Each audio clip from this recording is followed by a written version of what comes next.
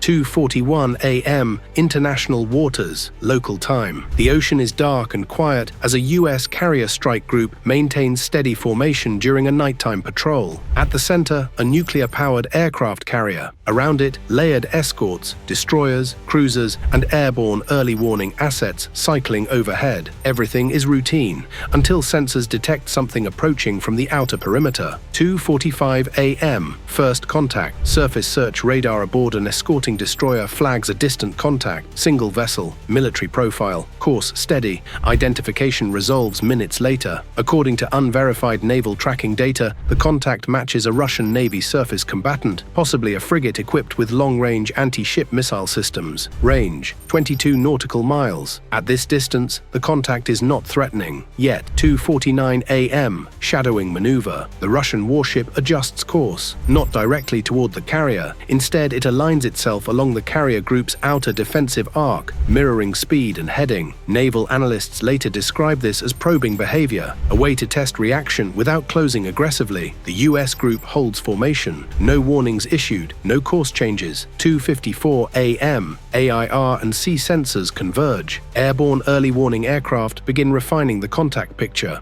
Electronic support measures start mapping the Russian ship's emissions, search radar patterns, navigation systems, fire control channels. Everything still appears non-hostile, for now. 2:58 a.m. Distance shrinks. The Russian warship continues closing, now at 16 nautical miles. This matters. Within this range, missile timelines shorten. Carrier defenses move from monitoring to readiness. Command authority shifts closer to engagement thresholds. Still, no alarms, but the posture changes quietly. 3:02 a.m. The carrier group adjusts, unverified. According to unverified OSINT observers, escorts subtly reposition. One destroyer moves outward, another shifts to cover a potential missile approach corridor. To the untrained eye, nothing changes. To naval planners, everything does. 3:06 a.m. Electronic signature spike. This is the moment the encounter turns dangerous. Electronic warfare sensors detect a new emission pattern from the Russian warship. Not search radar, not navigation, something narrower, more focused. According to unverified reporting, the Russian vessel has activated a missile targeting subsystem. 3:08 a.m. What missile targeting means, this is not a radar sweep. Missile targeting systems are used to track specific targets, feed data to weapon guidance, prepare launch solutions. Activation does not mean missiles are armed or fired, but it means the ship is now capable of launching with minimal delay. For a carrier group, this is a serious escalation. 3:11 a.m. Targeting confirmation. Unverified. Multiple sensors confirm the same conclusion. According to unverified defense analysis, the Russian warship system is now oriented toward the carrier group's central formation, not just an outer escort. Inside the carrier's combat direction center, threat levels rise. This is no longer a routine shadow. 3:14 a.m. Why this moment is critical. Carrier strike groups are designed to survive attacks, but anti-ship missiles compress time. From detection to impact can be minutes, sometimes seconds. This is why doctrine emphasizes early decisions, and why mistakes here can be catastrophic. 03:17 a.m. U.S. response. Control without provocation. The carrier group does not activate fire control radar in response. Instead, missile defense systems shift to active standby. Electronic countermeasures are primed. Air patrols tighten their orbit. This sends a signal. We see you, and we are ready, but avoids crossing the line into mutual targeting. 3:21 a.m. Command escalation begins. The incident is elevated beyond the ships involved. Fleet Command receives live sensor feeds. Rules of engagement are reviewed. Decision authority tightens. According to analysts, this is the most dangerous window, when frontline commanders wait while staring at potential launch indicators. 03:25 a.m. Russian warship holds targeting. The missile targeting system remains active, not briefly, not intermittently, steady. This persistence increases concern that the activation is intentional signaling, not a technical test. At sea, intent is everything.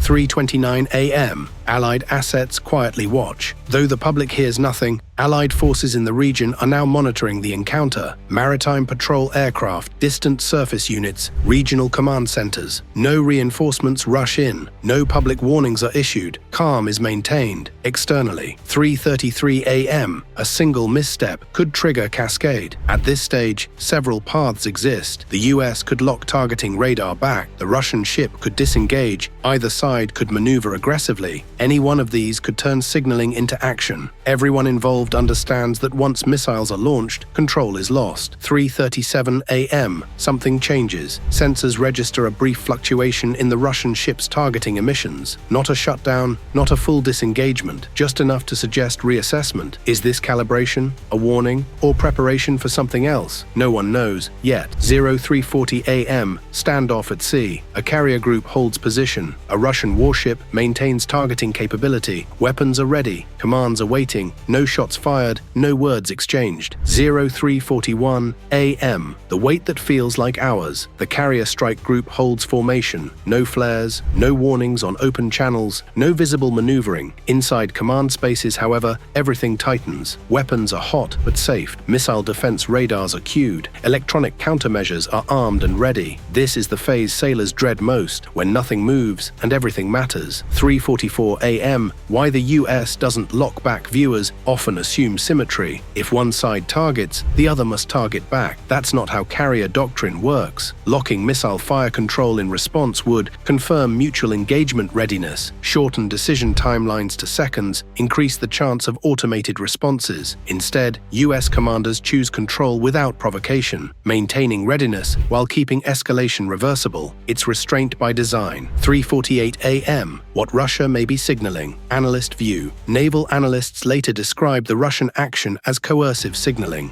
Demonstrate reach against a high-value target, test US thresholds without firing, communicate resolve without triggering war missile targeting. In this context, becomes a message, not a trigger. A dangerous message, but a message nonetheless. 3:51 a.m. Command authority tightens. According to unverified defense reporting, the incident is now overseen at a higher command level. Standing guidance is clear. Do not mirror targeting unless fired upon. Prepare for immediate defense if emissions persist. Preserve de-escalation space. Every minute the targeting remains active increases risk, not because of intent, but because of error. 3:55 a.m. The first break in the signal. Electronic support measures detect a brief interruption in the Russian ship's targeting emissions. Not a shutdown, not a feint, a pause. These systems aren't toggled casually. A pause suggests reassessment, either on board or from higher authority. 03:58 a.m. Why pauses matter at sea. In missile engagements, continuity matters. A sustained targeting solution is what allows rapid launch. Interruptions usually indicate target handoff delays, weapon system safing, or new instructions received for the carrier group. This is the first hint that the escalation may be cresting. 4:01 a.m. The targeting drops, unverified timing. According to unverified OSINT observers, the Russian warship disengages the missile targeting subsystem. Search radar remains active. Navigation systems continue. Weapons stay trained forward, but the immediate launch-ready posture ends. This is the turning point. 4:03 a.m. US response. No victory lap. The carrier group does not surge forward. It does not light up fire control radars. It does not challenge the Russian ship. Instead, defensive posture remains elevated. Formation holds distance is allowed to grow naturally. The signal is unmistakable. We're finished, if you are. 4:07 a.m. Course change confirms intent. Moments later, the Russian warship alters course. Not sharply, not dramatically. A gradual divergence that increases separation while maintaining visibility. This confirms disengagement, not retreat, but closure. 4:12 a.m. The most dangerous part isn't over. Even after targeting drops, commanders remain cautious. History shows that withdrawal phases are when accidents happen. Misread maneuvers, overlapping sensor tracks, automated alerts. Nothing happens. The sea stays quiet. 4:18 a.m. Behind the scenes, quiet diplomacy. While ships separate, analysts believe secure military channels activate. Incident notifications, boundary clarifications, reaffirmation of intent. No statements, no press briefings, just containment. 4:24 a.m. Why this incident matters. No missile launched, no radar lock returned, no shot fired. And yet, this encounter will be studied intensely because it shows how modern naval conflict almost starts, with sensors, not shells, with algorithms, not alarms, with minutes that feel like seconds. 4:31 a.m. The carrier group's quiet adjustments. After separation, the carrier group subtly adapts. Patrol geometry shifts, escort spacing adjusts, airborne coverage tightens, not as a reaction, but as a lesson learned. Deterrence evolves quietly. 4:38 a.m. What could have gone wrong? Experts later identify razor-thin margins, a misclassified emission, a software fault, a captain misreading intent. Any of these could have triggered defensive launches. That none did is not luck, it's discipline under pressure. 4:45 a.m. Strategic takeaway. Both sides achieved objectives without firing. Russia demonstrated proximity and nerve. The US demonstrated control and readiness. No one blinked, no one escalated. That balance is the point. 4:52 a.m. Why you may never hear about